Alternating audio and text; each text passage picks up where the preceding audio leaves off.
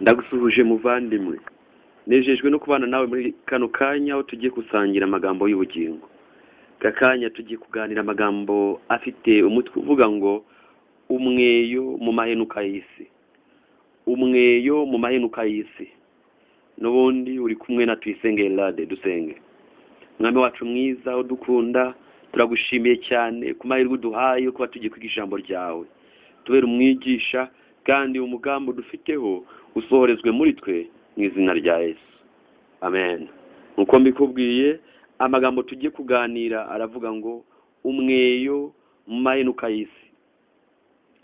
Ndagira ngo tubumbure bira zacu dusome mu gitabo cy'ibyahishuwe igice cya 10, duhere ku murongo wa mbere tugeze ku murongo wa 11. Ibyahishuwe igice cya 10 tuva ku murongo wa mbere tugeze ku murongo wa 11. Yohana aconshomera gatabo yavanye mu ntoki za marayika. Mbere yuko nkomeza ndagira ngo nongere nkwibutse, niba tuvuze ngo umweyo mu mahenuka y'isi, tubanze twibuke gatoya umweyo. Ubundi umweyo ukora iki? Umweyo ukora umurimo wo gukubura. Umuntu akubura iki? Akubura kugira ngo imyanda iveho, hasigare hari isuku. Mani magambo, umweyo icyo ukora ni ukukuraho imyanda kugira ngo isuku no kubonera bishoboke aho nyiri umweyo ashaka gutunganya. Rero ndagira ngo tuganire noneho umweyo mu mahenuka y'isi. Reka dusome ibyahishuwe igice cya 10 umurongo wa mbere tugeze ku murongo wa 11. Yohana aconshomera gatabo yavanye mu ntoki za marayika. Mbona marayika wundi ukomeye amanuka ava mu ijuru, yambaye igicu, umukororombya uri ku mutwe we, mu maso hasa n'izuba, ibirenge bye bisa n'inkingi z'umuriro. Mu ntoki ze yari afite agatabo kabumbutse, nuko ashyira ikirenge cye cy'iburyo ku nyanja n'icy'ibumoso agishyira ku butaka. Arangurura ijwi rirenga nk'uko intare yivuga. Abuze iryo jwi rirenga guhinda kurindwi kw'inkuba kuvuga amajwi yako. Murongo wa 4. Kandi guhinda kurindwi kw'inkuba kumaze kuvuga, nari ngiye kwandika, nuko numva ijwi rivugira mu ijuru rimbwira riti, iby'uko guhinda kurindwi kw'inkuba kuvuze ubizigame, bibe ubwiru ntubyandike. Marayika nabonye ahagaze ku nyanja no ku butaka, amanika ukuboko kwe kw'iburyo, agutunga mu ijuru, arahira ihoraho iteka ryose yaremye ijuru n'ibirimo, n'isi n'ibirimo, n'inyanja n'ibirimo, ati ntihazabaho igihe ukundi. Ahubwo mu minsi y'ijwi rya marayika wa 7, ubwo azatangira kuvuza impanda, niho ubwiru bw'Imana buzaba busohoye nk'uko yabwiye imbata zayo arizo bahanuzi. Umurongo wa 8. Nuko ryajwi numvise rivugira mu ijuru, nongera kuryumva rimbwira riti, genda wende ka gatabo kabumbutse kari mu ntoki za marayika uhagaze ku nyanja no ku butaka. Nuko nsanga marayika uwo, ndamubwira nti mpako gatabo. Aransubiza ati, enda ugaconshomere, karagusharirira mu nda, ariko mu kanwa kawe karakuryohera nk'ubuki. Nenda ko gatabo ngakura mu ntoki za marayika ndagaconshomera, mu kanwa kanjye kandyohera nk'ubuki, ariko maze kukarya mu nda yanjye harasharirirwa. Umurongo wa 11. Arambwira ati, ukwiriye kongera guhanura iby'amoko menshi n'amahanga menshi n'indimi nyinshi n'abami benshi. Ndagira ngo aya magambo tuyifashishe tuganire icyigisho gifite umutwe uvuga ngo umweyo mu mahenuka y'isi. Tutaciye ku ruhande, iri yerekwa ndetse n'aya magambo dusomye muri igice cya 10 cy'ibyahishuwe yerekeza cyane ku byabaye mu cya 844, mu gihe William Miller yagiraga ubushakashatsi bwo kwiga ubuhanuzi bwo muri Daniel igice cya 8 umurongo wa 14, akiga ibijyanye n'imyaka 2300. Yarize asanga iyo myaka izatangira igihe hazatangwa itegeko ryo gusana Yerusalemu, itegeko ryo kongera kubaka Yerusalemu, itegeko ryatanzwe n'ubundi ku bwa Kuro, ndetse ritangwa muri 457 imbere ya Kristo. Akorwa ubushakashatsi abwize ashaka kumenya igihe iyo myaka izarangirira, biza kurangira amenya itangiriro, bimworohera kumenya iherezo ry'iyo myaka. Amenya ko iyo myaka izarangira mu cya 844. Akomeza gucukumbura, baza gusanga bashyiraho itariki iyo myaka izarangirira. Ndetse ku impamvu bakoze ubwo bushakashatsi bagendeye ku ijambo rivuga ngo ubuturo bwera bubone kwezwa. Barize hariho inyigisho muri icyo gihe ivuga yuko ubuturo bwera ari iyi si, nuko bashaka kumenya neza iherezo ry'iyo myaka basanga neza bizarangira ku itariki 22 z'ukwezi kwa 10/844. banzura yuko kwezwa k'ubuturo bwera ari ukugaruka kwa Yesu. Babona yuko isi izezwa ari iyi, kandi banzura yuko iyo tariki ari cyo gihe Yesu azagarukira. Maze batangira kubwiriza ubwo butumwa, abantu barabwakira barabwishimira. Turasomye ngo nenda ko gatabo ngakura mu ntoki za marayika ndagaconjomera mu kanwa kanjye karyohera nk'ubuki. Kuryoha nk'ubuki kuvugwa aha ni uko ubutumwa bugaruka kwa Yesu yari inkuru nziza kandi yari iryoheye abantu bose. Maze benshi bakira ubwo butumwa, benshi banezezwa no kuzakira umukiza wabo uzaba ugarutse kubakura muri iyi si y'igisibe, muri iyi si y'akaga, muri iyi si y'impfu, muri iyi si y'ibibazo. Bwari ubutumwa buryoshye. Niyo mpamvu ako gatabo kagomba kubaryohera nk'ubuki mu kanwa. Iyo yari inkuru nziza kandi benshi banejejwe no kuyakira. Mugabane munini abantu benshi barayakiriye. Ariko hari ikintu marayika yabwiye Yohana. Yamubwiye yuko nubwo kazamuryohera nk'ubuki mu kanwa, ariko nikagera mu nda kazamusharirira. Ibyo byari bisobanuye iki? Byari bisobanuye yuko bazibeshya ku cyari kuba kuri iyo tariki 22 z'ukwezi kwa 10/844, maze babura ibyo bari biteze. Habeho ibyari byabaryoheye noneho basharirire. Babura ibyo bari biteze bagire gusharirwa gukomeye. Habeho gucika intege cyitwa great disappointment. Habeho gucogora no gucika intege gukomeye. Nicyo rero muzi cyabayeho icyo twita the great disappointment. Ariko habayeho great disappointment, habayeho gucika intege ku buryo bubiri. Ariko ndashaka kwivugira uko nguko nyirizina, kuko niko ngendereye muri kano kanya kugira ngo twinjize mu cyigisho cyacu neza.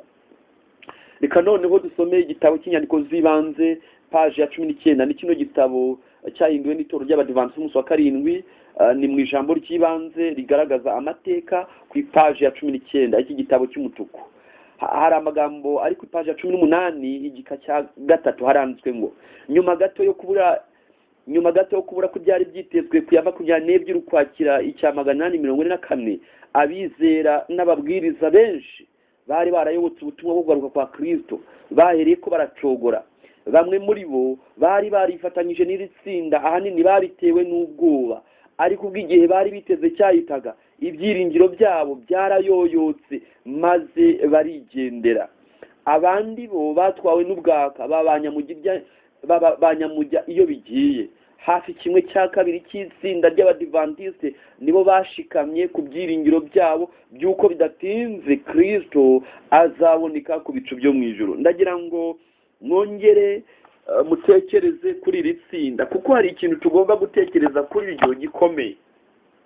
Turasomye ngo bamwe muri bo bari barifatanije n'iri tsinda, ahanini babitewe n'ubwoba. Bandimwe, iyo tuvuze ubwoba mwongere mwibuke yuko Yohana yanditse mu byahishuwe yuko hanze hazabimbwa n'abarozi n'abanyabwoba. Dusoma mu byahishuwe igice cya 21 umurongo wa 8.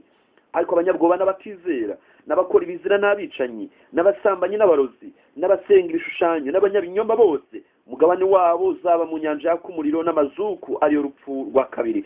Tukongera tugatekereza yuko umwuka w'ubwoba ni ikintu gikomeye. Ibyahishuwe 22 umurongo wa 15. Hanze hazabimbwa n'abarozi n'abasambanyi n'abicanyi n'abasenga ibishushanyo n'umuntu wese ukunda kubeshya akabikora. Ariko by'umwihariko ari amagambo dusomye mu gice cya 21 atugaragaza yuko abanyabwoba ntabwo bazigera bajya mu ijuru. Rero bano babwiwe yuko Yesu yenda kugaruka, bagira ubwoba, bifatanya n'itsinda ry'abamirere, bifatanya nabo mu gutegura iherezo ryabo. Bakira ubutumwa buvuga ko Yesu azaza akabajyana, barabwakira. Ariko ndagira ngo mubyumve, icyigisho kiravuga ngo umweyo mu mahenuka y'isi. Ndabibutsa yuko ntabwo ari ubwoba bw'igihano bugomba gutuma abantu biyigurira Imana. Abandimwe, ndagira ngo iki kintu mucyumve neza. Filime si kabiri, abantu biyegurira Imana, ariko bakiyegurira Imana babitewe n'ubwoba. Bavandimwe, ntabwo ubwoba aribwo bukwiye gutuma twiyegurira Imana. Ndumva hari icyigisho nigeze mbivugaho mu buryo burambuye, ariko iki kintu ndagira ngo nongere ngisubiremo. Aba bantu bumvise inkuru y'uko Yesu agiye kuza, irabaryohera, irabanezeza, maze bahitamo kwiyegurira Imana. Ariko mu kuri ubwoba iyo aribwo bwaguteye kujya mu bintu no kubivamo birakorohera. Iki rero ni ingenzi ko tukizirikana,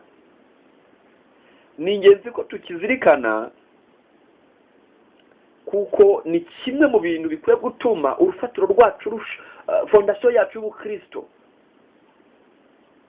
ikomera. Iyo dusomye mu gitabo cy'Uwifuzwa ibihe byose icyigisho cya 52, hari amagambo aharakomeye avuga ngo ntabwo ubwoba bwo gutinya guhanwa cyangwa ibyiringiro by'ingororano izahoraho ari byo bituma abayoboke ba Kristo bamukurikira, ahubwo bitegereza urukundo rw'Umukiza rutagereranywa rwagaragarijwe mu rugendo rwe rwa hano ku isi, kuva igihe yari mu muvure w'inka i Betelehemu kugeza ubwo yapfiraga ku musaraba w'i Karuvari. Kandi kumwitegereza birabareshya, byoroshya umutima kandi bikawigarurira. Urukundo rukanguka mu mutima w'abamuhanga amaso, bumva ijwi rye maze bakamukurikira. Izina ry'Imana yacu rihabwa icyubahiro. Rero iri tsinda tubonye ko bamwe mu bantu bakiriye ubutumwa bwa Mireri. Twibutse ko ubutumwa bwa Mireri bwari ubutumwa bwiza, kandi niho tubona itangira ry'ubutumwa bw'abamarayika batatu bwabwirizwaga abantu barabwishimira, banezezwa no kwakira Umukiza ugiye kugaruka. Ariko benshi ntabwo babitewe n'urukundo bakunda Yesu, ahubwo babitewe n'ubwoba. Turasomye ngo ntabwo ubwoba bwo gutinya guhanwa cyangwa ibyiringiro by'ingororano izahoraho ari byo bituma abayoboke ba Kristo bamukurikira, ahubwo bitegereza urukundo rw'Umukiza rutagereranywa rwagaragarijwe mu rugendo rwe rwa hano ku isi, kuva igihe yari ari mu muvure w'inka i Betelehemu kugeza ubwo yapfiraga ku musaraba w'i Karuvari. Kandi kumwitegereza birabareshya, byoroshya umutima kandi bikawigarurira. Urukundo rukanguka mu mutima w'abamuhanga amaso, bumva ijwi rye maze bakamukurikira. Muvandimwe, igihe dutekereza icyigisho kivuga ngo umweyo mu maheruka y'isi, aho ntiwasanga nawe impamvu uri umukristo uyu munsi ari ukubera ubwoba. Ntabwo watinye iby'ibyago 7, ntiwatinye ibyo kurimbuka, ntiwatinye Gehinomu bigatuma umukurikira. Nawe rero ndatinya ko umweyo tugiye kuvuga nawe wazagukubura. Reka twumve irindi tsinda, reka twumve. Turasomye ngo bamwe muri bo bari barifatanije n'iri tsinda ahanini babitewe n'ubwoba, ariko ubw'igihe bari biteze icyahitaga ibyiringiro byabo byarayoyotse maze barigendera. Abandi bo batwawe n'ubwaka baba banyamujya iyo bigiye. Urumva irindi tsinda, ubwaka. Bavandimwe, fanatisme, ibintu by'ubufana ni kimwe mu bintu bizakoraho abantu. Aho ntiwasanga uri umukristo kubera ko hari umuntu wakurikiye, aho ntihari umuntu wiyamamaje ukamukurikira ukamutora bigatuma nawe uba umukristo. Iki kintu gitekerezeho, kuko icyigisho kivuga ngo umweyo maheruka y'isi kirakureba. Reka wumve, hafi 1/2 cy'itsinda ry'Abadiventiste nibo bashikamye ku byiringiro byabo by'uko bidatinze Kristo azaboneka ku bicu byo mu ijuru. Bamaze kubona ku isi yose ibakobye kandi bakwemye, batekereje ko babonye ibimenyetso byerekana ko igihe cy'imbabazi ku batuye isi cyarangiye. Aba bantu bizeraga nta gushidikanya ko kugaruka k'umwami kubegereye cyane. Ariko bamaze kubona iminsi igenda ihita kandi umwami ntaze, batangiye kugira imyumvire itandukanye maze bacikamo ibice. Igice kimwe kigizwe n'umubare munini cyasigaye kizera ko ubuhanuzi butigeze busohora mu mwaka w'844, ko ahubwo hashobora kuba harabayeho kwibeshya mu kugenzura ibihe by'ubuhanuzi. Batangiye guhanga amaso yabo kuri amwe mu matariki runaka yari imbere yabo, bibwira ko ariho umwami azagarukira. Hari irindi tsinda rito ry'abantu ariryo ryabaye abakurambere b'itorero ry'Abadiventiste umunsi wa 7. Bari bazi neza ibihamya by'umurimo wa Mwuka w'Imana muri icyo gikorwa gihebuje cyo gukanguka kw'abategereje kugaruka k'umwami. Bizeraga ko guhakana kw'iryo kanguka ryabayeho kubera umurimo w'Imana byaba ari uguhinyura Mwuka utanga ubuntu. Bumvaga badashobora gukora ibyo. Ndagira ngo nkubwire, itsinda rinini, abantu benshi bari biringiye yuko Yesu azagaruka icya 844, maze bagiye babona ntaje. Umunsi urakeye, undi ukurikiyeho, iminsi icyumweru kirahise, bamwe baravuga bataharaza mu gitaha, haraza mu kwezi gutaha. Babonye uko iminsi igenda yicuma, baravuga bati oya twaribeshye, babivamo. Ariko hasigara itsinda rito ryakomeje kuvuga tuti no, hari icyabaye, ntabwo twigiye ubusa, ntabwo twakangukiye ubusa. Reka twumve paji ya 19 muri iki gitabo cy'inyandiko zibanze. Haranditswe ngo ibyabaye kuri iri tsinda ry'abizera n'umurimo ryagombaga gukora, basanze byaravuzwe mu mirongo iheruka y'igitabo cy'ibyahishuwe igice cya 10. Hagombaga kubaho ububyutse mu gutegereza kugarwa k'umwami Yesu. Imana niyo yari yarabayoboye kandi yari kibayoboye. Muri bo hari umukobwa muto witwaga Elina Harmon, maze hashize amezi 2 gusa habayeho kubura icyari kitezwe. Mu Kuboza icya 844, Imana yishurira Elina Harmon iby'ubuhanuzi. Muri iryo yerekwa yagize, Imana yamweretse urugero rw'abari bategereje berekeza muri Yerusalemu nshya. Nubwo iri yerekwa ritasobanuraga icyateye kwa kubura ibyari byitezwe, kuko ubusobanuro bwashoboraga kuboneka gusa mu kwiga Bibiliya, byabahaye ibyiringiro ko Imana ariyo ibayoboye kandi kwizakomeza kubayobora mu gihe bakomeje urugendo rugana mu murwa wo mu ijuru. Ku itangiriro ry'inzira, Elina Harmon yeretswe hari umucyo urabagirana, kandi marayika yavuze ko uwo mucyo ari urusaku rwa mu gicuku. Ikaba yari imvugo ifitanye isano no kubwiriza gukomeye kwabaye mu itumba no mu mpeshyi byo mu mwaka w'icya 844, kwavugaga ibyo kugaruka kudasubirwaho kwa Kristo. Muri iri yerekwa yabonye Kristo ayoboye abantu bagana mu murwa w'Imana. Ikiganiro cyabo cyerekanaga ko urugendo ari rurerure kuruta uko babyibwiraga. Bamwe baretse guhanga Yesu amaso, maze baragwa bava mu nzira, ariko bakomeje guhanga amaso yabo kuri Yesu no ku murwa, bageze aho bajya amahoro. Ibi nibyo byavuzwe mu gice cy'iki gitabo kivuga ngo iyerekwa ryanjye rya mbere. Bavandimwe, ndagira ngo mbabwire, yagize iyerekwa rivuga ngo muri iri yerekwa yabonye Kristo ayoboye abantu bagana mu murwa w'Imana. Ikiganiro cyabo cyerekanaga ko urugendo ari rurerure kuruta uko babyibwiraga. Iri jambo nashaka ko murisurinya. Bo bibwiraga yuko Yesu ari bugaruke kiriya gihe, ngo ariko agize iyerekwa abona ko urugendo ari rurerure kuruta uko babyibwiraga. Don't shorten the way. Inzira wiyigira ngufi.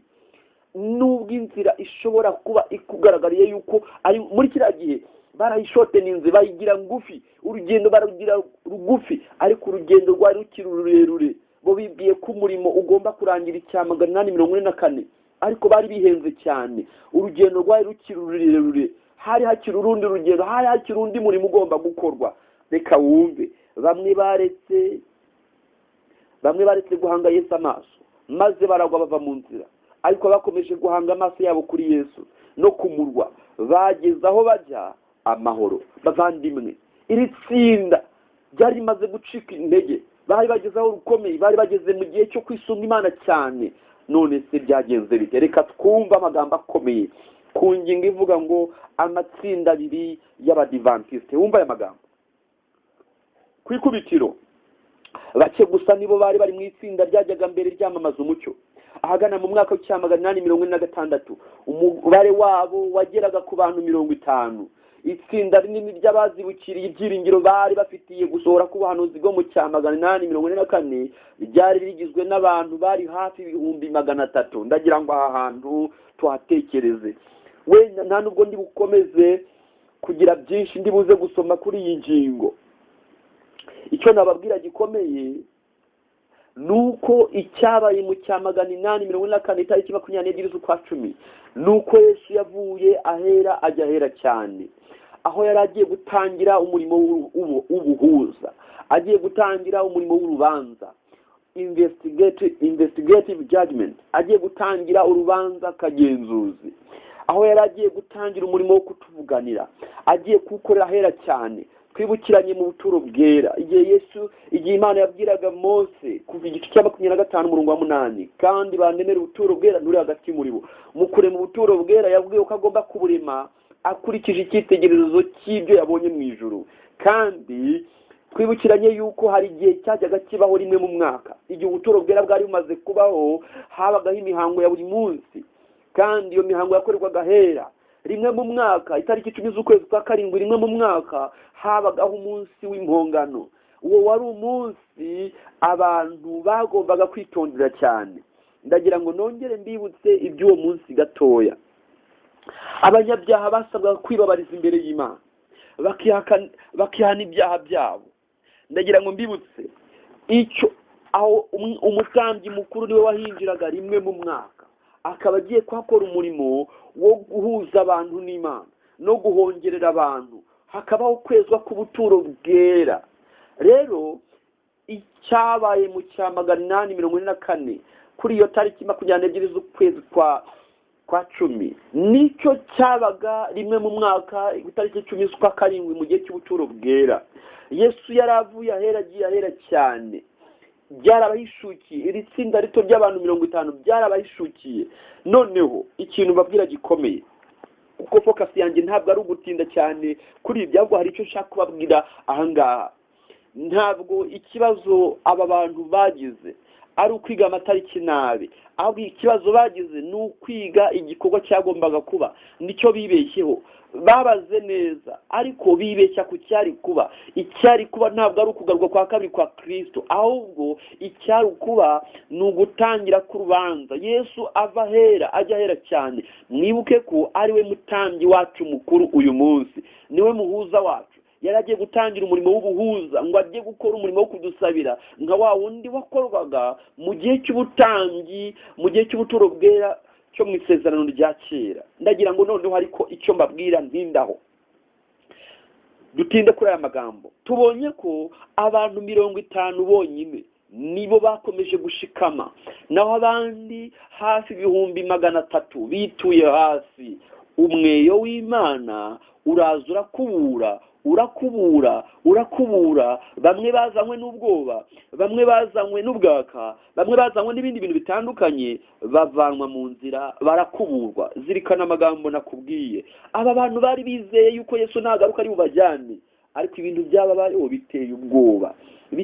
Bavandimwe, ni ukubera iki?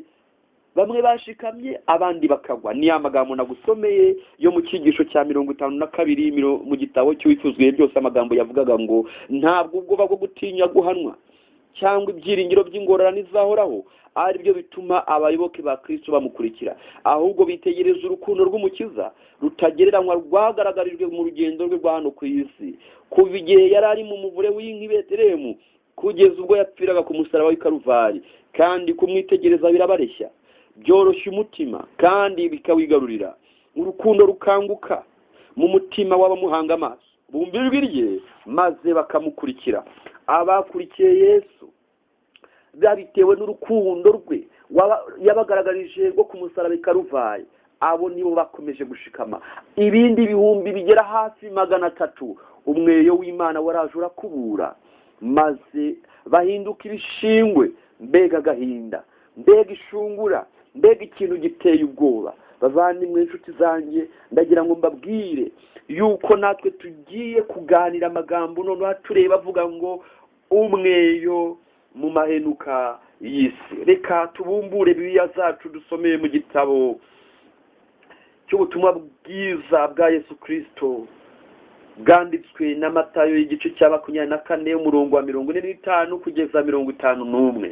Ubutumwa bwiza bwa Yesu Kristo ko bwanditswe na Matayo igice cya 24 umurongo wa 45 kugeza 51. Haranditswe ngo mbese ninde mugaragu ukiranuka w'ubwenge shebuja yasigiye abo mu rugo rwe kubagerera igerero gihe cyaryo? Uwo mugaragu arahirwa shebuja naza agasanga bikora. Ndababwira ukuri yuko azamwegurira ibintu bye byose. Ariko umugaragu mubi niyibwira mu mutima we ati databuja aratinze, maze agatangira gukubita abagaragu bagenzi be no gusangira n'abasinzi, shebuja wo mugaragu azaza umunsi atamutegereje n'iryatazi, amucemo kabiri amuhanane n'indyarya, niho bazaririra bakahakenyera amenyo. Nshuti yanjye, ndagira ngo nkubwire yuko si ubwa mbere wumva ubutumwa buvuga ngo Yesu araje. Si ubwa mbere wumva ubutumwa buvuga ngo nimwubahe Imana muyihimbaze ku gihe cyo gucira abantu urubanza gisohoye. Si ubwa mbere wumva ubutumwa bwo kugaruka kwa Yesu, cyane ko Yesu yatwibwiriye muri Yohana 14 umurongo wa 1 kugeza ku wa 3 amagambo akurikira. Yaravuze ati nimuhagarika imitima yanyu mwizere Imana nanjye munyizere. Mu rugo rwa data harimo amazu menshi, iyaba adahari mba mbabwiye, kuko ngiye kubategurira hanyu, kandi ubwo ngiye kubategurira hanyu nzagaruka mbajyane iwanjye, ngo aho ndi namwe muzabeyo. Reka mbabwire, si ubwa mbere twumva ubu butumwa, ariko se nubwo twabwumvise igihe kirekire, bimeze bite uyu munsi? Aho turacyamenya yuko ubu butumwa ari ingenzi uyu munsi? Ese turacyazirikana yuko ubu butumwa bukiri ukuri? Benshi babwakiriye neza. Hari imyaka yagiye ibaho abantu bagenda babwakira kandi barabunezererwa. Ndabyibuka mu mwaka w'ibihumbi 1999, ndabyibuka nibwo mama yabaye umudivantiste. Twebwe twatari abadivantiste, twari tukiri abagatulika. Ariko ndabyibuka abantu abantu bakiraga ubutumwa bavuga ngo Yesu ari buze muri 2000. Noneho ibyabaye mu cyamagana 8 muri za 43 na 44 bibaho, abantu benshi batewe ubwoba no kurimbuka, bagize urukumbuzi, bagira urukundo rwangira rureshwa, urukundo rw'agahararo, bahitamo kwakira ubutumwa bwavuga ko Yesu agiye kugaruka. Ariko umwaka w'ibihumbi 2000 uragera, 2001 haragera, benshi babivamo, umugabane munini babivamo. Umuntu wagiye mu itorero mu mwaka w'icyamagana 1999, niba kiri mu itorero, Imana imuha umugisha kandi akomere, kuko ntabwo byari byoroshye, kuko bwari ubutumwa buvuga ko mu bihumbi 2000 hari ikintu kiri bube kandi Yesu ari bugaruke.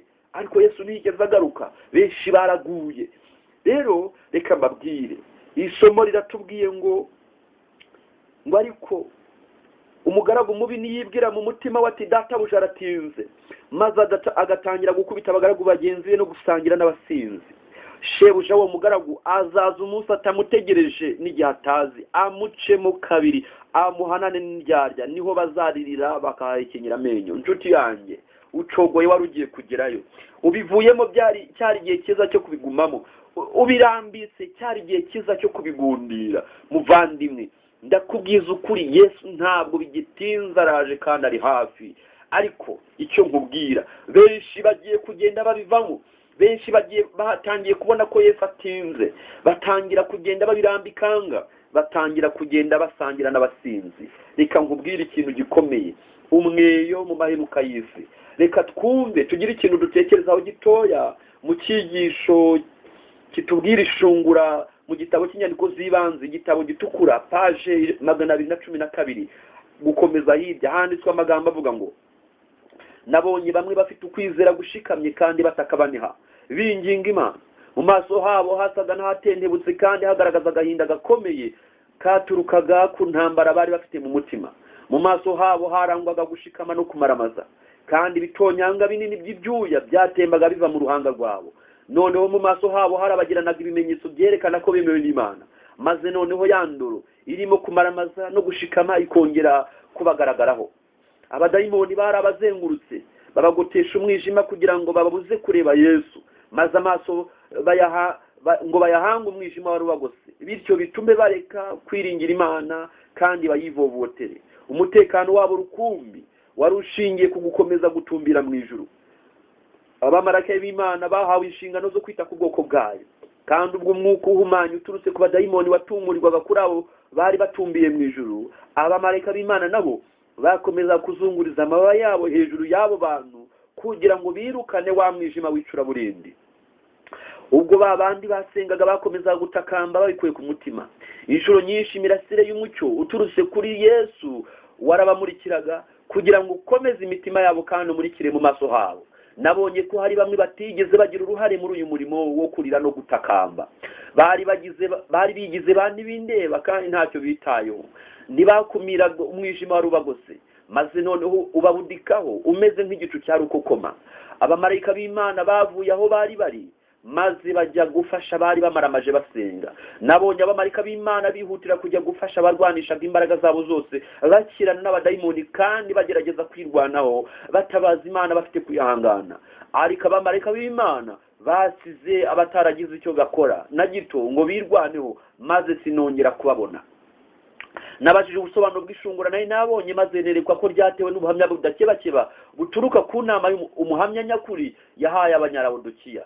Ubu buhamya buzagira icyo buhindura ku mutima w'uzabwakira, kandi buzamutera kwerereza ukuri no kugushyira ku mugaragaro.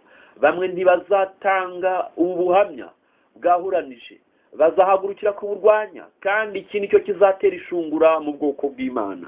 Twongere twibutse gatoya twibaze tuti, ese ubundi ubutumwa ku Banyalawodikiya bwari ubutumwa ki? Ni butumwa buteye bute? Reka twongere tubwiyibutse ibyahishuwe igice cya 3 umurongo wa 14 kugeza ku murongo 22. Ni ubutumwa bwandikiwe itorero riheruka ariryo rya 7 rya Lawodikiya. Wandikire marayika w'itorero rya Lawodikiya uti, wita Amena, umugabo wo guhamya kandi ukiranuka ukuri, inkomoko y'Imana yaremye, aravuga aya magambo ati, nzi imirimo yawe yuko udakonje kandi ntubire. Iyo wari ukonje cyangwa warubize, nuko rero kukura akazu yaze, udakonje ntubire, ngiye kukuruka. Kuko uvuga uti ndi umukire, ndatunze kandi ndatunganiwe, ntacyo nyiri. Utazi yuko uri umutindi wo kubabarirwa kandi uri umukene n'impumyi ndetse wambaye ubusa. Dore ndakugira inama, ungureho izahabu yatunganijwe mu ruganda, ubone uko umutunzi, kandi ungureho n'imyenda yera kugira ngo wambare isoni z'ubwambure bwawe zitagaragara, kandi ungureho umuti wo gusiga ku maso yawe kugira ngo uhumuke. Abo nkunda bose ndabacyaha, nk'abahana ibihano. Nuko rero gira umwete wihane, dore mpagaze ku rugi ndakomanga.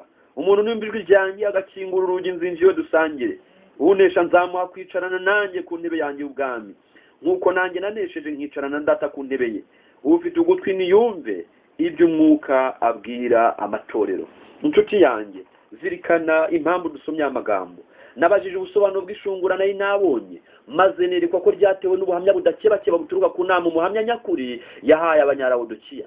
Ubuhamya buzagira icyo buhindura ku mutima uzabwakira, kandi buzamutera kwerereza ukuri no gushyira ku mugaragaro. Bamwe ntibazatanga ubuhamya bwahuranije, bazahagurukira kuburwanya, kandi iki nicyo kizatera ishungura mu bwoko bw'Imana. Mwumva amagambo akurikiraho. Nabonye ku buhamya bw'umuhamya nyakuri bwumviwe igice, ubuhamya bukomeye cyane amaherezo y'itorero ashingiyeho bwahawe agaciro gake, niba butarirengagijwe bwose uko bwakabaye. Ubu buhamya bugomba gutera kwana kwimbitse, abazabwakira bose bataryarya bazabwumvira, kandi buzabatunganya, izina ry'Imana rihabwa icyubahiro. Reka twumve ikindi kintu. Marayika yarambwiye ati, reba, noneho amaso yanjye yerekeye ku itsinda nigeze kubona ry'abantu bari bashunguwe bikomeye. Neretswe ba bandi nari nabonye mbere bariraga kandi basenganaga intimba mu mutima. Itsinda ry'abamarayika barinzi babakikije ryari ryikubye kabiri, kandi bari bambaye intwaro kuva ku mutwe kugeza ku birenge. Bagendaga kuri gahunda itunganye nk'umutwe w'abasirikari. Mu maso habo hagaragaraga intambara ikomeye bihanganiye, ndetse n'urugamba rukaze banyuzemo. Ariko kandi mu maso habo hari hasanzwe hagaragara intimba ikomeye iri mu mitima yabo. Noneho harabagiranaga umucyo n'ikuzo by'ijuru. Bari babonye intsinzi, maze batera gushima babikuye ku mutima, kandi bafite ibyishimo bizira amakemwa. Umubare w'abari bagize itsinda wari wagabanutse. Bamwe bari bagosowe maze basigara ku nzira. Abari ntibindeba kandi bataragiraga icyo bitaho, babandi batigeze bifatanya n'ababonaga ko intsinzi n'agakiza ari iby'igiciro cyinshi, bagakomeza kwinginga kandi batakamba ku bwabyo, bene abo ntibigeze babibona, ahubwo basigaye mu mwijima, maze imyanya yabo ihita igibwamo n'abandi bakiriye ukuri bakaza mu itsinda. Ndasubiramo aya magambo. Umubare w'abari bagize iri tsinda wari wagabanutse. Bamwe bari bagosowe maze basigara ku nzira. Abari ntibindeba kandi bataragiraga icyo bitaho, babandi batigeze bifatanya n'ababonaga ko intsinzi n'agakiza ari iby'agaciro, ari iby'igiciro cyinshi, bagakomeza kwinginga kandi batakamba ku bwabyo. Bene abo ntibigeze babibona, ahubwo basigaye mu mwijima, maze imyanya yabo ihita igibwamo n'abandi bakiriye ukuri bakaza mu itsinda. Icyigisho kiravuga ngo umweyo mu mahenuka y'isi. Ndagira ngo mbabwire bavandimwe, inshuti turi kumwe muri iki cyigisho, ndakwibutsa yuko turi mu gihe cyo gukubura kw'Imana. Imana iri gukubura, yazanye umweyo mu bantu bayo. Hari abantu benshi bari kuvuga ngo ni abakristo, abantu benshi bari kuvuga ngo biteguye kujya mu ijuru, ariko se mu by'ukuri baramutse bagezeho byagenda bite? Muvandimwe, mbere y'uko Yesu agaruka ni ngombwa y'uko umweyo w'Imana ubanza gukubura kugira ngo abari kwanduza izina ry'Imana bakuburwe, iyo myanda ive mu nzira ijyanwe mu kimoteri. hari ikimoteri kizajugunywamo imyanda ngiye kukubwira mu kanya. Bavandimwe, ndagira ngo nkubwire aya magambo aratureba. Twasomye amagambo yavuze muri Matayo ngo ariko umugaragu mubi niyibwira mu mutima wati databuja aratinze, maze agatangira gukubita abagaragu bagenzi be no gusangira n'abasinzi. Shebuja uwo mugaragu azaza umunsi atamutegereje n'igihe atazi, amucemo kabiri, amuhanane n'indyarya, niho bazaririra bakahakenyera amenyo. Ndagira ngo mu gihe twitegura kugera ku musozo nkubwire iby'uyu mweyo neza. Reka mbishingire ku ipaje 172 mu gitabo cy'inyandiko z'ibanze. Iki gitabo ndagira ngo ngigukundishe, ni igitabo cyiza cyane ukwiye gutunga. Inyandiko z'ibanze paje 172, icyigisho kiravuga ngo umweyo mu maheruka y'isi. Ndi kuvuga umweyo w'Imana. Ntabwo iri gukubura ibishingwe tumenyereye. Imana irashaka kuboneza itorero ryayo, kandi kugira ngo iriboneze nuko igomba kubanza gukuramo ibishingwe. Hari abantu bagiranwa n'ibishingwe maso y'Imana. Ni ngombwa rero yuko Imana izana umweyo igakubura ikaboneza itorero ryayo. Kandi nkuko tubisomye amagambo ateye ubwoba dusomye muri iriya paje 213 atubwiye amagambo avuga ngo hari abakubuwe bahinduka ibishingwe, imyanya yabo ngo ahubwo basigaye mu mwijima, maze imyanya yabo ihita igibwamo n'abandi bakiriye ukuri bakaza mu itsinda. Twabonye ko ubutumwa bwagenewe itorero rya Laodikiya hari abantu bazabwanga, bakagira agasuzuguro, bakaba abantu b'indeba, bakaba batagira icyo bita. Abo ngabo umweyo w'Imana uzabashyira hanze, hazabaho igosora. Abo bantu b'indeba n'abatagira icyo bitaho bajugunywe hanze, umweyo w'Imana bakubure. Inkuru nziza ngufitiye nuko abazarangara bazasimburwa n'abazakira ukukuri. Mbese waba witeguye kwakira ukukuri? Ukukuri ariko bavuze ko kuzatera izihe ngaruka. Twasomye kuri ya paje 112 ngo twasomye ngo abazabwakira bose bataryarya bazabwumvira kandi buzabatunganya. Ubu buhamya bugomba gutera kwihana kwimbitse. Ni ubutumwa ku Banyalaodikiya, burarikira Abanyalaodikiya kwihana. Rero niba witeguye kubwakira, hari inkuru nziza ngufitiye. Uyu munsi ushobora kubona umwanya mu itsinda ry'ubwoko bw'Imana, mu itsinda riri ry'itorero ry'Imana, itorero rizima, itorero ryera, itorero Imana yaronse, itorero Imana Yesu yacungusha amaraso y'igiciro. Reka kugira ngo dusoze twumva aya magambo adufasha kumva neza icyigisho cyacu. Inyandiko z'ibanze paje 172, ndasoma mbereye ku gika cya kabiri uhereye hasi. Ibyo nabyeretswe muri ubu buryo: imbaga y'abapagani basengaga ibigirwamana bari batwaye ibendera ry'umukara ryari rishushanyijeho izuba, ukwezi n'inyenyeri. Iri tsinda ryasaga n'irifite uburakari bukomeye n'umwijima n'umujinya mwinshi. Nyuma neretswe irindi tsinda ritwaye ibendera ryera de, kandi kuri ryo hari handitsweho ngo kubonera n'ubutungane n'iby'uhoraho. Mu maso habo hagaragaraga gushikama no kuba bemewe n'ijuru. Nabonye abapagani basengaga ibigirwamana babegera maze babica umusubizo. Abakristo batendebukiye imbere yabo, ariko itsinda ry'abakristo ryarushagaho kwegerana rikomeza kugundira rya bendera. Uko benshi bicwaga bakagwa hasi, niko abandi bazaga gukikiza rya bendera bagasimbura abishwe. Amagambo nashakaga mwumve turi kuvuga amatsinda abiri y'abantu. Bamwe bafite ibendera ry'umukara, abandi bafite ibendera ry'umweru. Ibendera ry'umukara ni irya Satani, ibendera ry'umweru ni irya Kristo. Mwumva amagambo akomeye. Nabonye iteraniro ry'abasenga ibigirwamana rijya inama. Babonye ko badashoboye gucogoza abakristo, bumvikanye ku wundi mugambi. Nabonye bamanura ibendera ryabo ho gato, maze begera rya tsinda rishikamye ry'abakristo, bityo bagira ibyo babasaba. Ku ikubitiro byo babasabye barabyangiwe burundu. Noneho nabonye itsinda ry'abakristo rijya inama. Bamwe bavuze ko bakwiye kumanura ibendera ryabo ho gato, bakemera ibyo basabwa kugira ngo bakize ubugingo bwabo, maze amaherezo bakazabona imbaraga zo kuzamura ibendera ryabo mu bapagani. Ibiramambu bake cyane banze kwemera uwo mugambi, ahubwo bahitamo bamaramaje ko bapfa bakigundiriye ibendera ryabo aho kurimanura ho gato. Noneho nabonye abantu benshi bamanura ibendera ryabo bifatanya n'abapagani, ariko abari bashikamye badakebakeba bararifata maze bararizamura. Nabonye ko abantu bakomeza kuva mu itsinda ry'abari batwaye ibendera ryera maze bakifatanya n'abasenga ibigirwamana bari munsi y'ibendera ry'umukara kugira ngo batoteze abatwaye ibendera ryera. Benshi barishwe, ariko ibendera ryera rikomeza gushyirwa hejuru, kandi abizera barahagurukaga bakaza kurikikiza izina ry'Imana yacu rihabwa icyubahiro. Bavandimwe, icyigisho kiravuga ngo umweyo mu maheruka y'isi.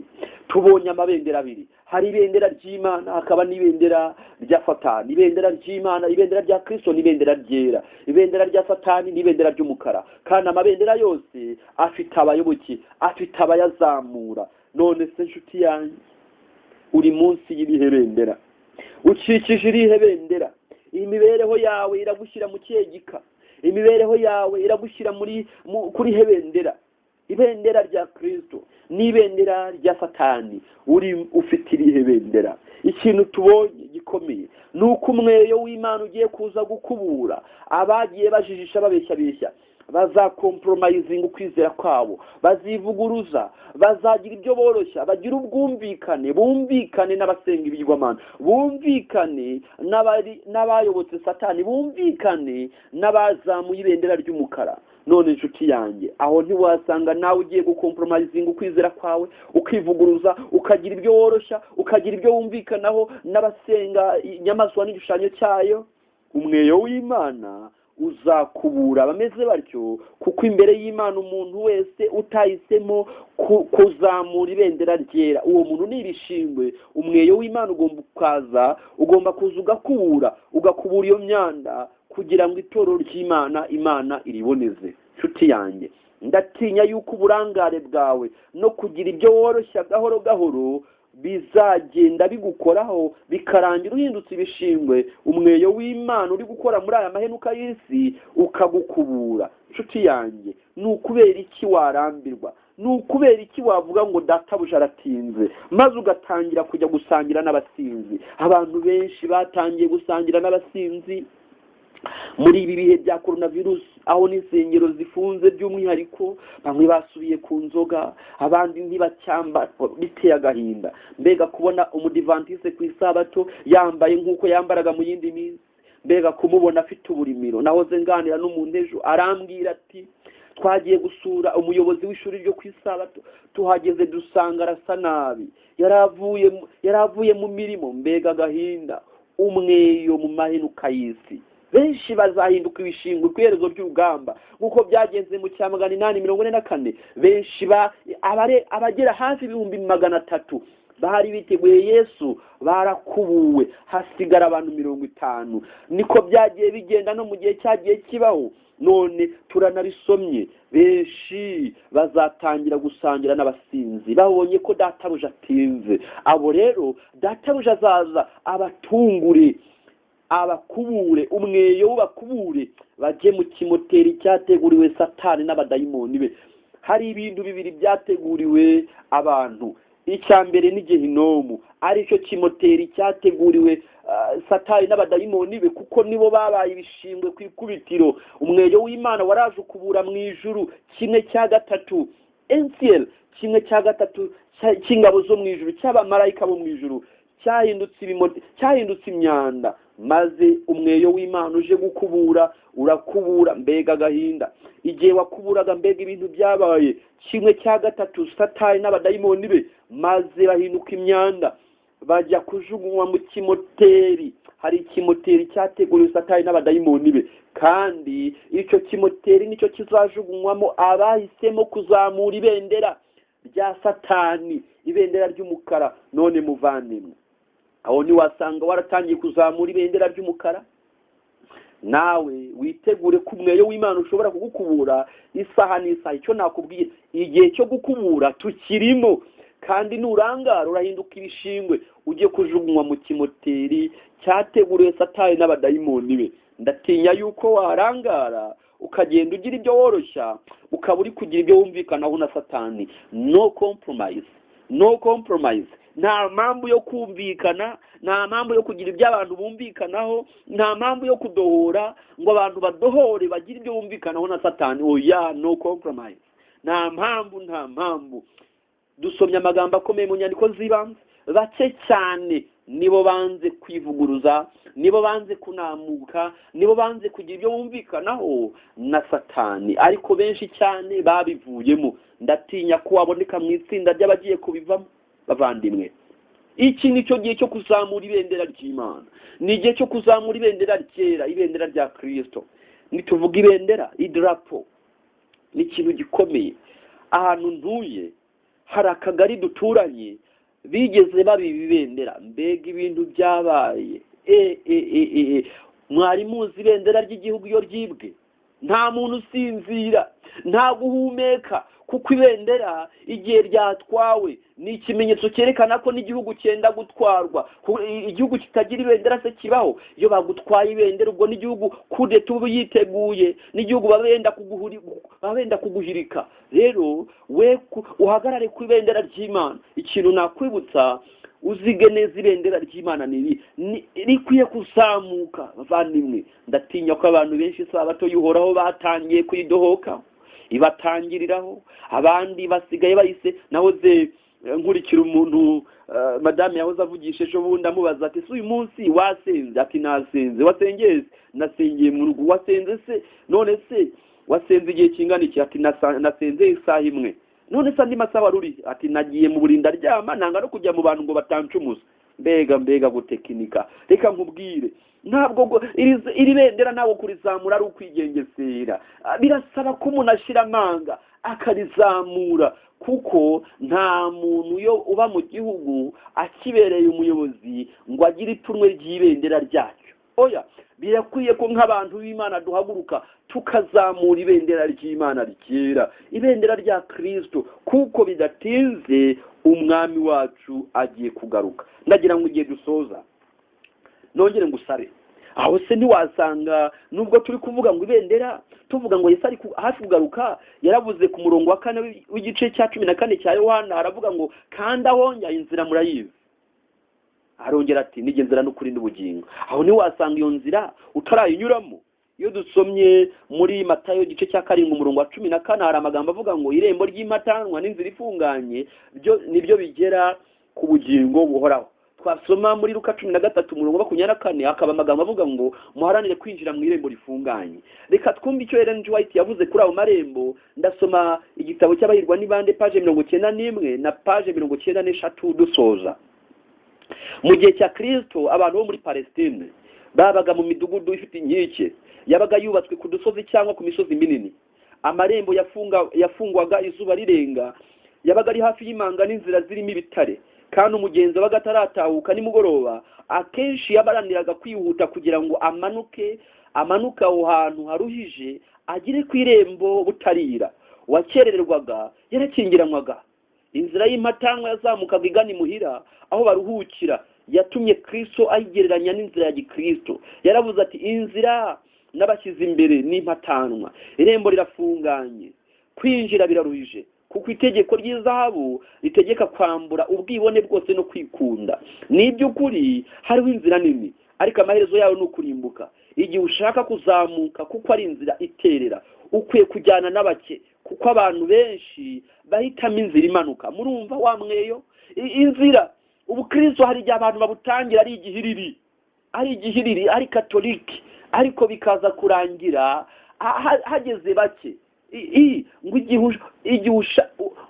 ngo igihe ushaka kuzamuka, kuko ari inzira iterera, ukwiye kujyana n'abake, kuko abantu benshi bahitamo inzira imanuka, inzira ijyana ku rupfu, inzira ijyana abantu ku rupfu.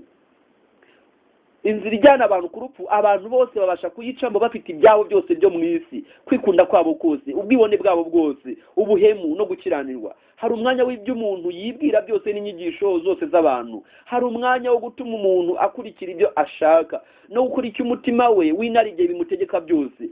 Kugira ngo umuntu anyure mu nzira ijyana ku kurimbuka, ntagomba gushaka inzira, kuko irembo ari rigari n'inzira ikaba ari nini. kandi ubusanzwe abantu bamenyereye kugana mu nzira igana ku rupfu. Reka noneho ngo ariko inzira y'ubugingo ni intatangwa kandi irembo rirafunganye.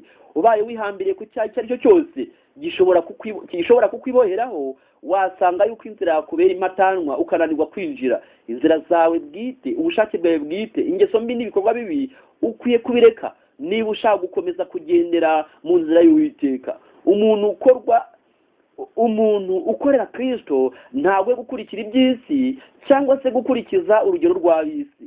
Inzira yo mu ijuru ni impatanwa ku bantu bakina imikino ishingiye ku kwikunda, n'imanga n'imikokwe ku bantu bakunda iby'isi. Kwizamuka mu byabagora, imiruho, kwihangana, ubwitange, ibitutsi, ubukene, kurwanywa n'abanyabyaha. Ibyo byose Kristo yabimenyereye uko bingana. Uko niko natwe dukwiye kubimenyera, bikaba umugabane wacu niba dushaka kuzinjira muri paradizo y'Imana. Reka noneho unsoreze ku magambo ari ku ipaje 93 ahavuga ngo muharanire kwinjira mu irembo rifunganye. Mwumva aya magambo igihe dusoza. Umugenzi wabaga yakererewe yihutira kugera ku irembo ry'umudugudu igihe izuba rirenga, ntiyashoboraga gukebakeba ngo arangazwe n'ibyo ku nzira.